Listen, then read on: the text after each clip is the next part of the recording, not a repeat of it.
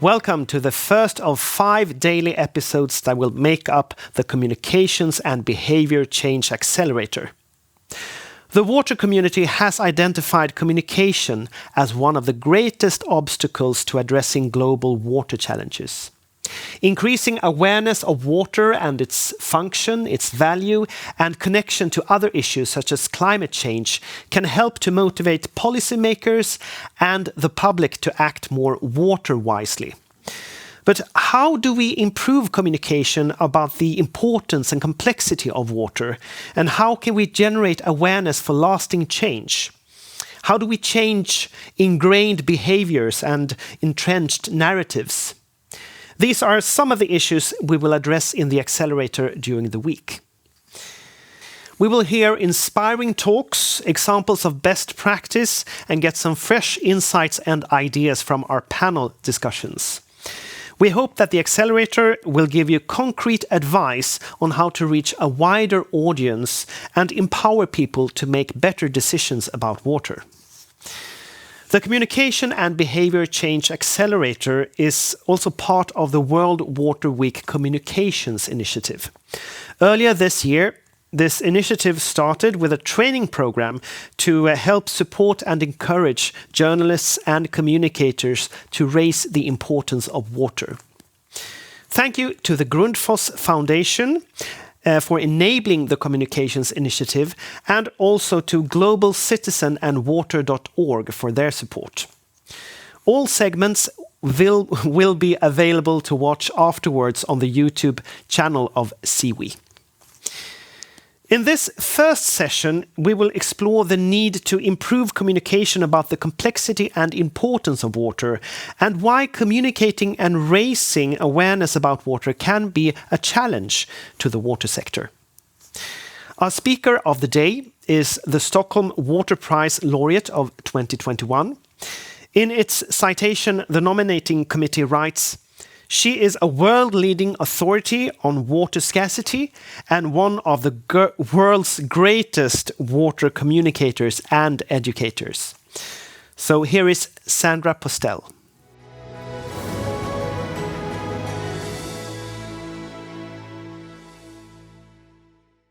Hello, everyone. Thank you for listening in today. People often ask me how I came to work on global water issues in the way that I do. So I thought I would just begin with my story. When I was 15 years old, my mother passed away, and I felt not only very sad, but lost and confused. But out of that experience of loss came a great gift. One day I was standing outside our little house in New York, and I realized that my purpose was to do something on behalf of the earth. My mother had always loved the ocean, and I grew up spending many days near the sea, so I could have easily become a marine scientist. But as I went through college and graduate school and my first job, it was freshwater that grabbed me. I found my niche, and I never let go. So what I'd like to talk about is what I've learned from 4 decades of research and writing and thinking about freshwater, and why I believe that communication, education, and expanding the community of concern about water is essential to creating a better water future for humankind and for life on Earth. Now, most of us know the basics about water. It is finite. It cycles endlessly between the sea, the atmosphere, and the land, through plants and trees, rivers, soils, aquifers, above ground, below ground, and of course, across time.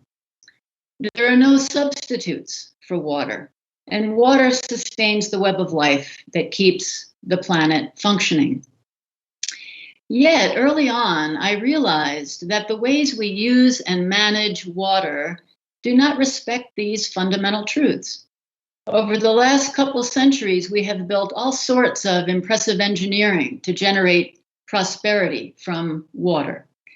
Today, we have 60,000 large dams controlling the world's rivers to generate hydropower, manage floods, and supply water to cities and farms. We have enough canals and pipelines to transfer the yearly flow of 10 Colorado rivers to cities each year. If this infrastructure was positioned end to end, it would stretch halfway around the world. We have thousands of kilometers of levees to protect cities and farms from floods. And we've installed millions of pumps of all sizes to bring groundwater to the surface in order to allow farmers to irrigate and households to have water. This is really impressive engineering.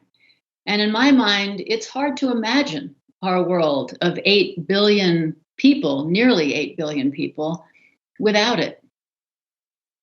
But it soon became clear to me that this engineering entails a kind of Faustian bargain. While it has brought much of the world enormous prosperity, it has broken the water cycle. Rivers are the blue arteries of the earth, but their flows are so disrupted now that they no longer deliver the fresh water and nutrients and sediment needed to sustain habitats and coastal fisheries. I came to see that groundwater depletion was the sleeping tiger of global water issues. In the mid-90s, using the best data I could find, I calculated that about 10% of the world's food was being produced by depleting groundwater. That did not bode well for future food security. Wetlands and floodplains, which are crucial to the storage and cleansing of water and provide vital habitat for fish and birds and wildlife, were rapidly being drained and filled. Today, more than half the global wetland area is gone. According to the latest Living Planet Index, since 1970, the global population of freshwater vertebrates has declined by 84%. That's a hard number for me to wrap my head around. It means for every 100 fish and frogs that existed 50 years ago, there are now only 16. That's a massive loss of life in a very short period of time. And so on the one hand, our style of water management has brought this amazing prosperity, but on the other hand, it directly threatens that prosperity, as well as the planet's whole interconnected web of life. Now, and hang with me, this will start to turn upward soon. But on top of all this, we have to reckon with climate change. As the atmosphere warms, it expands, which means it can hold more moisture.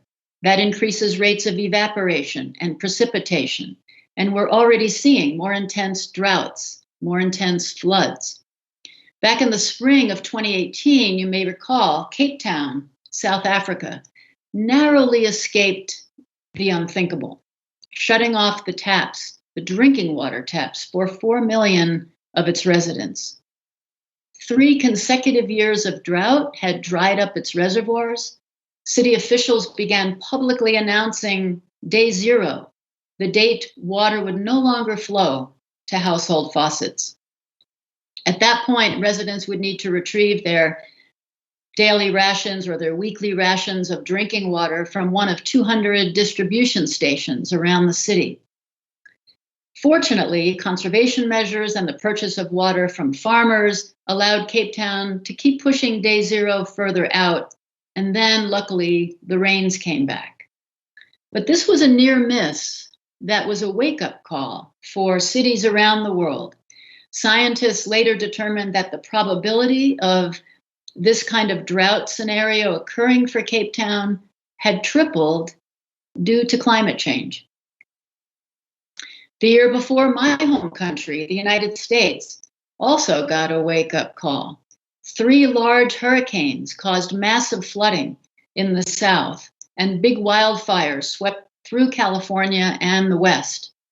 That year, 2017, the cost of US weather and climate-related disasters was just off the charts, $306 billion US dollars. That's more than 6 times the average since 1980.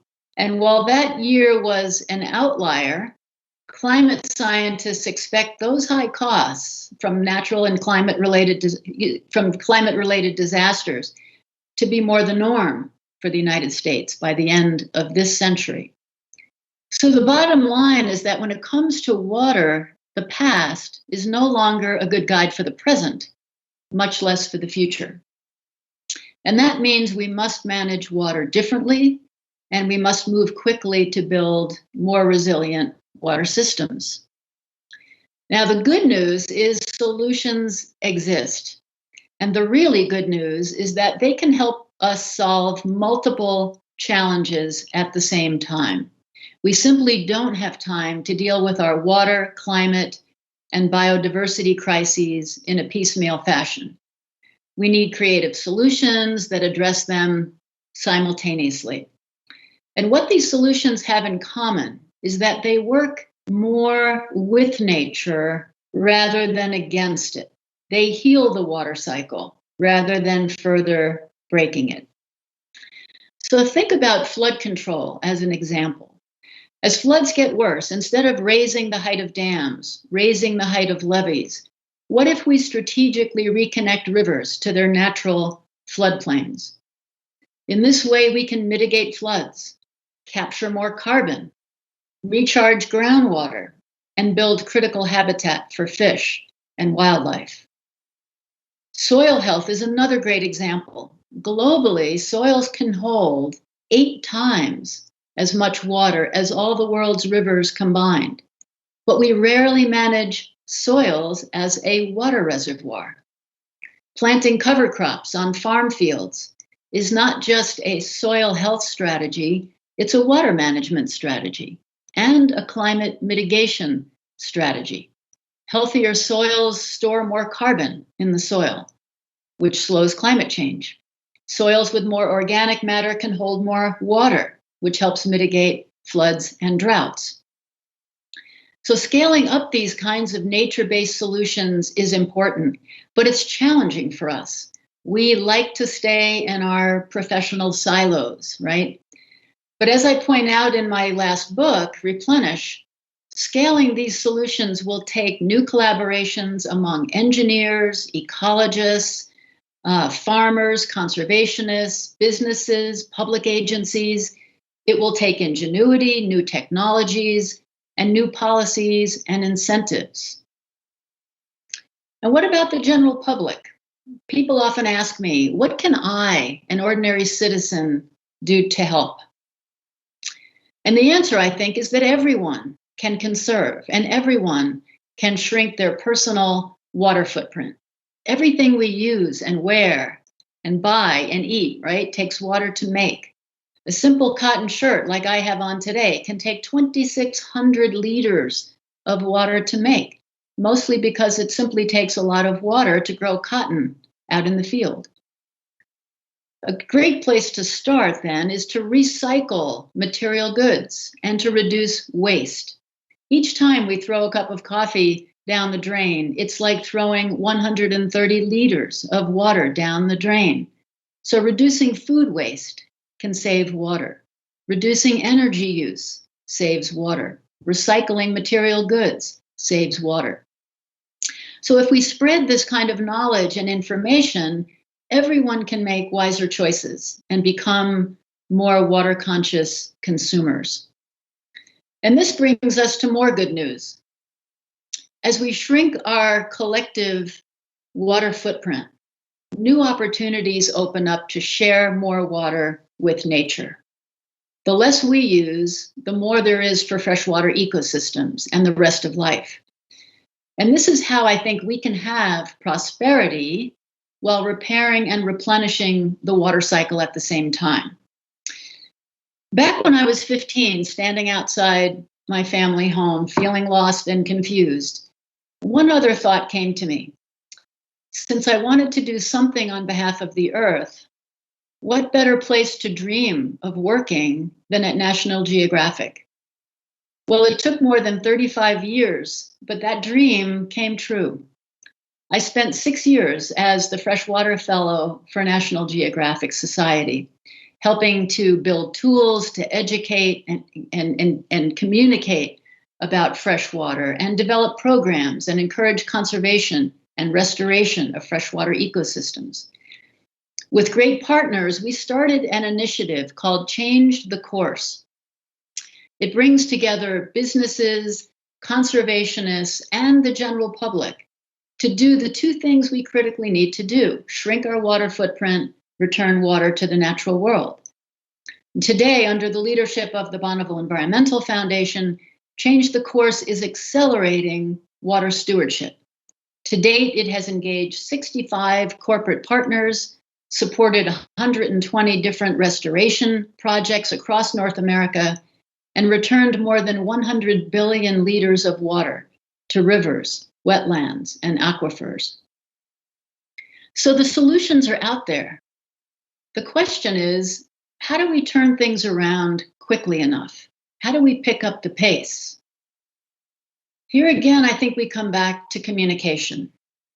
Now, I have to say, I thrive on data, tables, graphs, charts. And we absolutely need good data to make the rational case for wise changes in water policy and water management.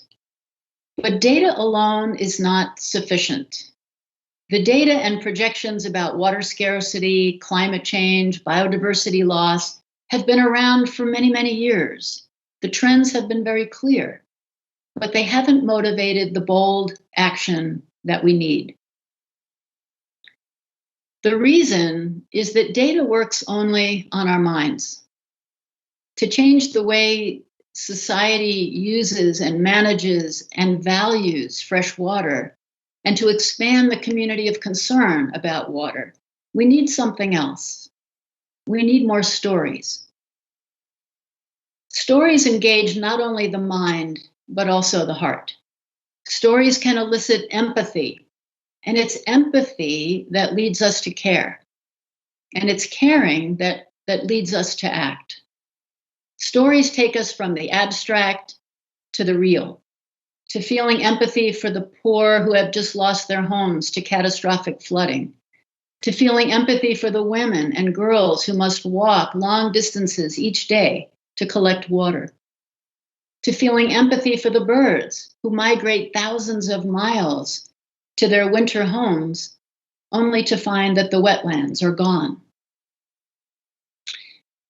So please choose your entry point into this journey of water stewardship. Whatever your skills, your talents, your gifts, please join the challenge. Water connects us all. Thank you. Thank you to Sandra for that contribution. And now I would like to welcome our panelists for the day. Kim Nurse-Gibsted, who is the Executive Director at Grundfos Foundation. Hello, Kim. Hello. Good to see you. Good to see you too. Diane Husick, Dean of the School of Natural Health Sciences and Professor of Biology at Moravian University in the United States. Hello, Diane. Hello. Good to see everybody. Good to see you too. Carl Ganter, the co-founder of and director of Circle of Blue. Hi, Carl. Hi, everybody. And Daniela Boström-Kuff, who is the communications manager at UN Water. Hi, Daniela. Hello. So, Kim, I'll start with you, since Grundfos Foundation is the lead partner to the communications initiative during the World Water Week. So I said earlier that the water community has identified communication as one of its major challenges. Why is that? I think the water community knows that we somehow talk to the same people all the time and communicate to the same people all the time. And we know about the issues, we are aware of the problems, and we hopefully also know a bit about the solutions. So what this initiative should do is try to broaden out the message and maybe engage more people in telling stories about water issues and not least water solutions. We know the World Economic Forum has for years mentioned water scarcity and water as one of the world's biggest problems. And somehow we never discuss the solutions because maybe it's too difficult. Maybe it's difficult for all individuals to really grasp the situation if the water was not there or if it's too polluted to drink. So we need to address it in a new way where we become a bit more constructive. We show ways to solve issues and also highlight some of the new technologies on its way to deal with the situation. We know about climate change. We heard that earlier this month from the UN. We are aware that water is very much related to the climate change and both the problems, but also how to adapt to that. So if we can get some of the positive news, the positive examples where people joined forces to in local community to make sure that there's water enough for all. Maybe a bigger plant or an industrial company took on the responsibility and cleaned their water instead of just pouring it out in the river. Some of these examples would be nice to hear, and also where it could be possible for people to do what Sandra was alluding to, and not just caring, but also acting. Thank you very much, Kim. And to start off the discussion, Sandra concluded her talk with saying that we need more stories about water. So from your different perspectives that you come into this discussion with, what kinds of stories do you think need to be told? So Diane, what do you say about this? Sure. So one of the things Sandra talked about was how water influenced her at a very young age. I grew up along the shores of Lake Superior in Michigan and the United States, and that's the world's largest freshwater lake by surface area. And the concept of running out of clear fresh water seems almost inconceivable. But yet we have things like the lead contamination of the water in Flint, which is also near one of the Great Lakes. I currently live in eastern part of Pennsylvania, and we have lots of rivers. We have a lot of rainfall, but there's aging infrastructures, there's lead pipes, there's industrial legacy, and increasingly heavy rainstorms. And people really don't understand how this impacts their health, the property values. And I think we need to make the connections, as Ken said, that to draw the lines between the points so that people understand that these issues are connected, and that maybe that fresh water isn't so fresh and clean that they think it is. And Daniela, what are your views? What kinds of stories need to be told? Yeah, I think it was so interesting when Sandra said that we need to go to empathy, because for me, that's really where we in the sector have so much to do, and we're so much left to do, because oftentimes we stay at this sympathy level where it's like, oh, that seems like a really, really bad thing, you know, and then we have a problem to go towards empathy, because that requires that we connect to the feeling.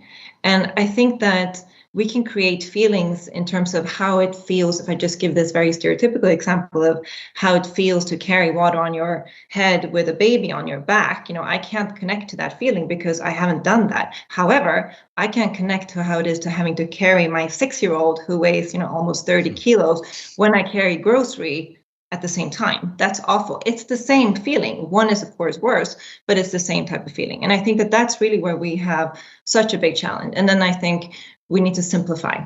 So it's about creating those feelings and then simplifying and telling these personal and vulnerable stories. And we have a lot left to do there. So, Carl, what kinds of stories do you think need to be told, and how easy is it to get through in the media narrative of today? Well, those are two really important questions. One, the type of story we need to tell is one, and Sandra brought this up, of empathy. And also, I think we need to tell stories thinking about epiphanies. So how do we bring a level of epiphany, not just awareness, but actually, you know, what to do? And we need to also focus on particular audiences that pull the levers of change. And those could be policymakers, finance, influencers, and really put them in the picture. There will be, you know, winners and losers, and the losers will be in the status quo, and the winners will be out the front lines. So we do have this in the journalism world. We would call it a scare them and save them moment. So the headlines are going to be nasty, but then how do we save them? And we in the water sector need to pull people in, and need to provide them with real direction. Again, what to do. And we also, while I'm talking about kind of the levers of power, the empathy part, whose voices aren't being heard, and how do we give them the tools of trust and relevance and context so that they actually are invited to the table. But we need to do this fast, because, you know, August 9th, the IPCC report, climate change is really catching up on us, and every story we tell needs to have climate and food and energy as part of the subtext. Yeah. Thank you. And Kim, what kinds of stories do you want to see? Well, I'm going to add something a bit different now for the discussion, and I need to bring in new people in the discussion about water and also in the communication, because I think we have to engage people in their local communities. We have to engage the NGOs. We need the UN system to back us up. We need the decision makers. We need the people writing in the media, but we also need the industry. We need the business on board. I was so lucky to attend the COP meeting in Paris, where the Paris Agreement was made. That was made because many of big industrial companies acted in Paris and said, we need that deal now. I think we need some of the industries also to engage themselves in the water sector. They know about the climate change. They know about sustainability. They know how to become more green. Maybe it's going a bit too slow in some areas. I would admit that. But take a look at some of the companies working in the water technology business. They would like to be a part of this discussion, but also communicate not only to their investors, but also to their employees, and also engage with the political system and asking for more and more regulation on water.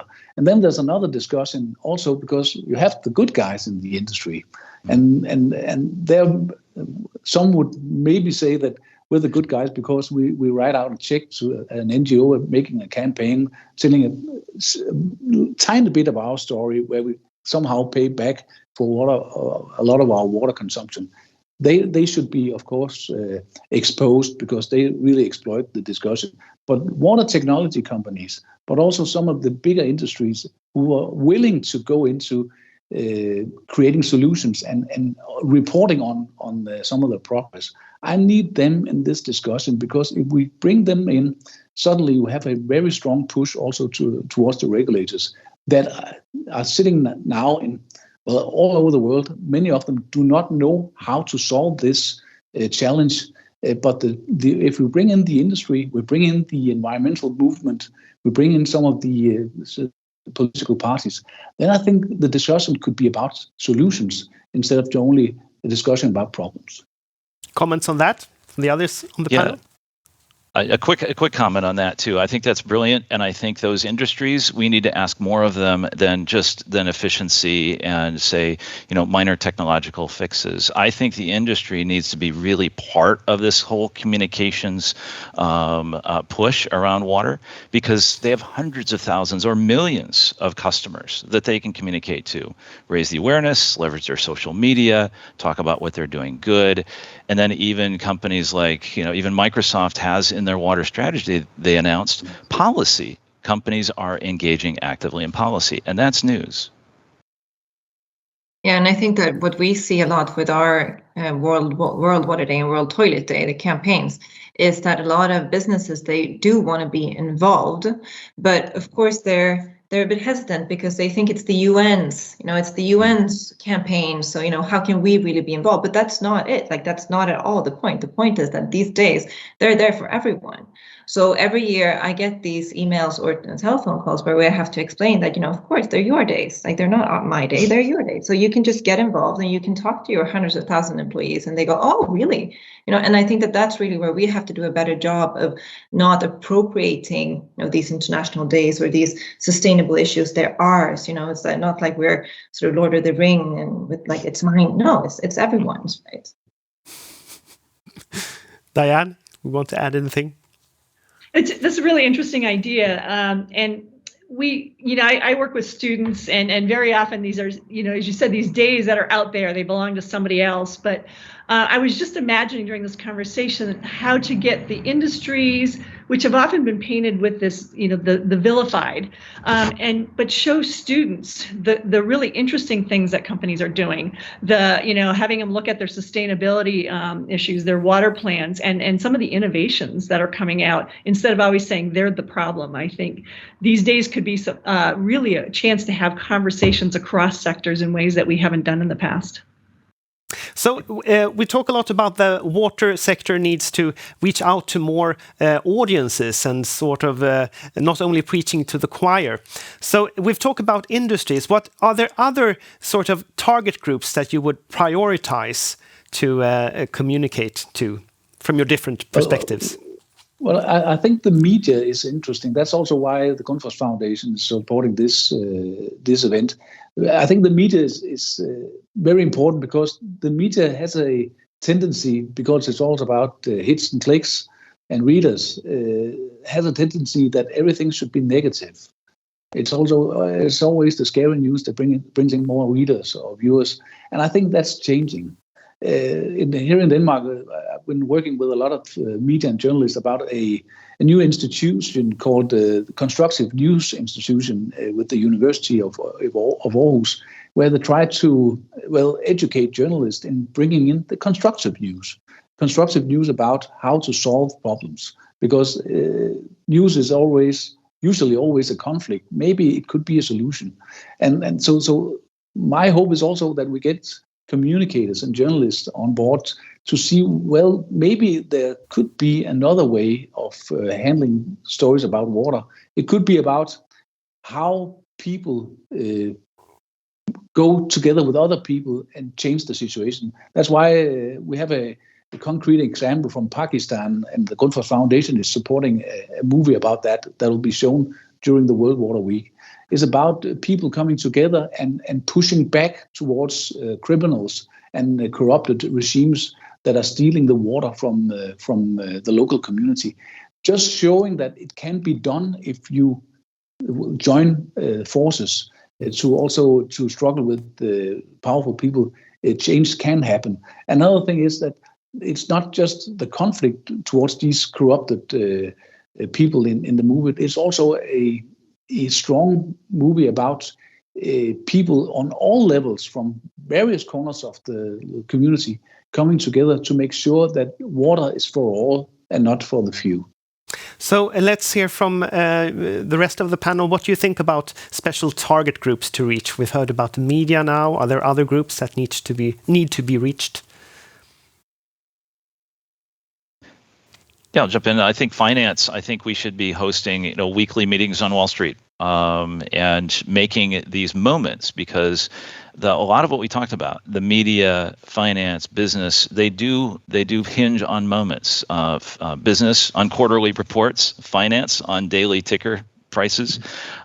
So how do we make it relevant? And I think we need to, again, get right in front of them and very persistently put the messages that are relevant to them. So for finance, like I said, they're winners and losers, and they want to be on the winning side. So let's point them in that direction. And then quickly on the media side, inside the media, yes, it's a lot easier to cover bad news. Frankly, it's harder to cover good news. And we have, at least in the United States, a real decline in the mainstream media and the resources. So we have to be much more cognizant about that. And how do we help those reporters and build those relationships so that when they do tell the bad news and the moments, that they can also say, here is what you can do about it. And that's oftentimes what's missing. Kind of picking up on Carl's comments, one of the things, people in higher ed are very hesitant to work with the media. And I think it's really important to start building trust relationships, especially with local reporters, to talk about, because they're often looking for somebody that's a trusted voice that can kind of translate the technical information. But also then, how do you take these back to stories, turn them into things that your audience is going to be really interested in? And so linking water messages to festivals, whether it's fishing or kayaking or other forms of recreation, where people are at the water, and use that moment to talk about either cleanup that happened about a river that was very contaminated at one point, or about flooding or whatever it is. But bring the reporter with you when you're there with these activities. Thank you. And I think that what's so interesting, what you've all said, is that those are very specific target audiences. That's why it's called targeted. And where I feel is that we love to play it safe oftentimes. So we just bunch everyone together and we say the public at large. And that's something that always brings up a red flag for me, because there is no public at large, these days. So where I feel that when we say public at large, it's actually, we need to look back at what is it that we want to achieve and why, what's the message there. So of course, talking about financing, that's a very, very specific group. And to me, when we talk about campaigns, there's two very specific target groups. That's Generation Z and Generation Y. So it's that sort of, they have something in common, which is that when you're young, 15 to 20, you're still shaping your worldview. That's a lot of times when people become vegetarians, for example, and then they stay vegetarians. Or the Generation Y, sort of mid 30s, 40s, is when you start realizing that your life is not infinite and you have kids and you start worrying about the futures. That's when you, again, if I take the example about vegetarians, you can become a vegetarian. Many people do that at that time. So I feel that those two audiences, when we talk about public at large for our big behavior change campaigns, those two are really interesting to have a look at. And speaking of Generation Y and Generation Z, an important part of their lives is the internet and social media, of course. So how do you think social media can be used effectively to highlight water issues? I mean, we've seen that it can create movements, good or bad. Yeah, I think social media is great for sharing messages, but I'm not sure right now that we're using it at full power here in the water sector, because, as we've mentioned, and I think as Sandra brought up too, we are siloed and we have different messages that we all put out on social media. But if we take those moments and are able to coordinate those messages around something that's bigger than ourselves and our own organizations, then we can actually start to capture and build that movement. And we have to have a shared message as what do we want people to do? Danielle, as you mentioned, that is really, really, really important. People need to know that tweeting, $20 to their favorite organization, good for you, but that's not really the action at the pace and the scale that we need. Yeah. Sometimes the most interesting things happen on social media.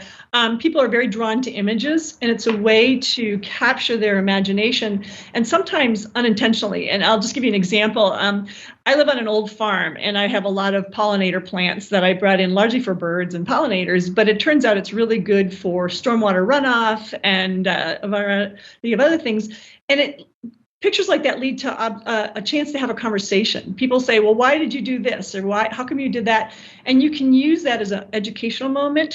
And it might be just a tiny moment. Your audience might be small, but that information spreads and somebody else shares the picture and says, hey, I just learned this from so-and-so. So I think we can use these moments to kind of model behaviors that we want to do to protect watersheds or runoff, fertilizers and things like that through social media.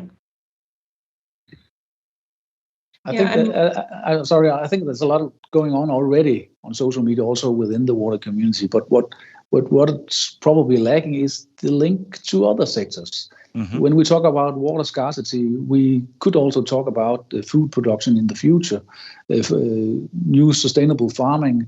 We lack to make the link to the dot that has to do with health and hygiene. So we are just as we mentioned before, we are a bit siloed, and we have plenty of fantastic water stories out there, also about the new technologies.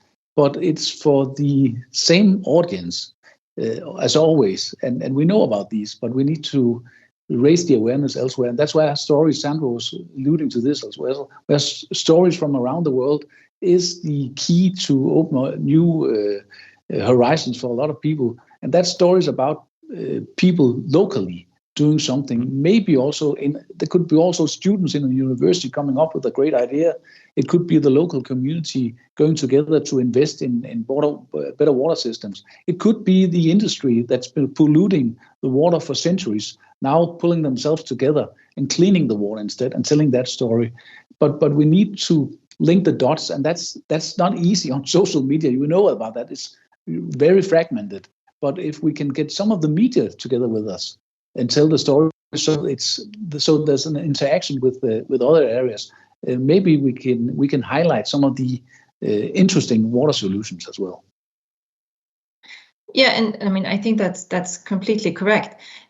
And whilst we do that, I think that one of our major issues is that we want to tell these massive and long stories on social media, and that doesn't work. So we have to be shorter and snappier, and we have to, I mean, we look at ourselves, like what I use social media for tips and tricks about stuff. No? So we should be giving out tips and tricks about how we can manage water and be better water consumers, for example, and then link to our websites where we can tell these longer stories for those who are interested. But I still feel that we're a bit afraid of doing that, because then we say, oh, but this is just so simple. This doesn't have any substance. No, we don't need that there. There we just need to be short and snappy and engaging. And I was thinking about how the UN, for example, gets trolled a lot. So you have all these people coming in or sort of climate deniers, and we don't even have that. When I was talking to the person who manages our social media accounts, Anna, she was saying, well, we don't have trolls because we have such a great community. So even if someone comes in and starts saying something, you have all the other technical experts that are really interested in water issues coming in and defending already. So it kind of stops there. And sometimes I feel that without wanting to say that I want trolls on UN Water social media accounts, I still feel that the conversation's just happening with those who are already really interested. And sometimes, we need to be a bit open to be criticized and sort of be questioned and then having to respond to it. And there we're not yet. Thank you very much. Time is running out, not only for this panel discussion, but for the planet. But I would like to give you a last question. We've only scratched the surface here on the challenges of communication, and we will delve deeper into the coming accelerators as well. But Diane, you were part of one of the workshops of the communications initiatives, and you sent out a question at the end of your presentation about hope for the future. So I will like to ask that question to all of you. What gives you hope for the future? So let's start with you, Diane. Oh, thank you.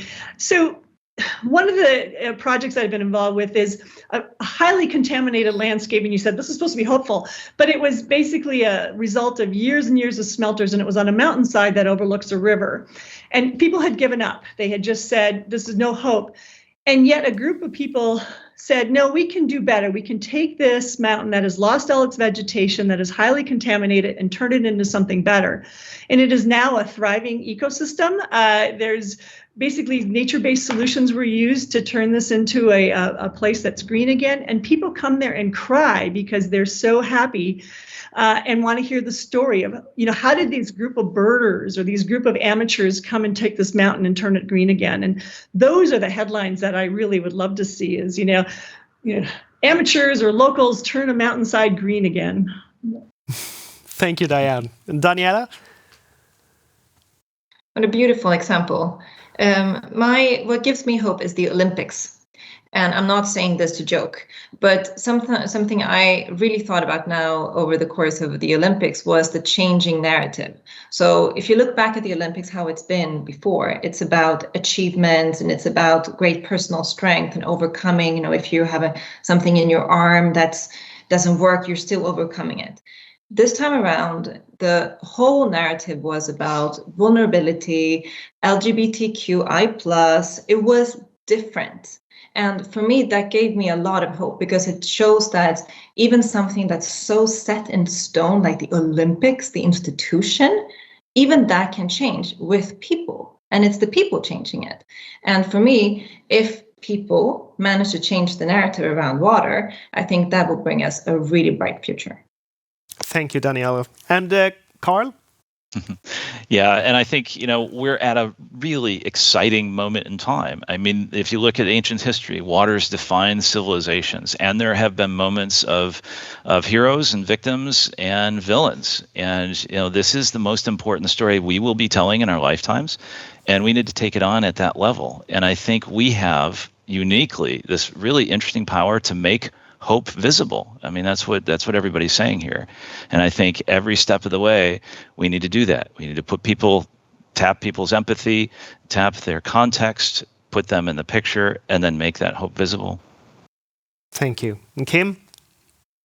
Well, just a fact, there's never been so many money in the water sector as there is now. This is a huge investment opportunity for professional investors, but also for businesses and industries and also private shareholders. So that's my hope, because people are aware that something has to happen. And we know about new water technologies coming. They are there already. And many of them could fix the problem right now, but we want to go further. And the amount of money being canalized into the water sector is amazing. And that only happens when people are aware that this is serious and we need to solve it. And that's where the investments and the research will be in the future to make sure that we keep this planet a good planet. Thank you very much. Thank you to you all we appreciate your time and for participating in this panel discussions. Thank you very much. Thank you. Thank you. Thanks so much. And thank you again to our lead partner, the Grundfos Foundation. Now, I encourage you to have a look at More Than Words, showcasing effective storytelling on water, where visual and performing artists address urgent water and climate issues. You can find these events on the center stage. See you again tomorrow for the second episode of the Accelerator on Communication and Behavior Change. Thank you for watching and see you again soon.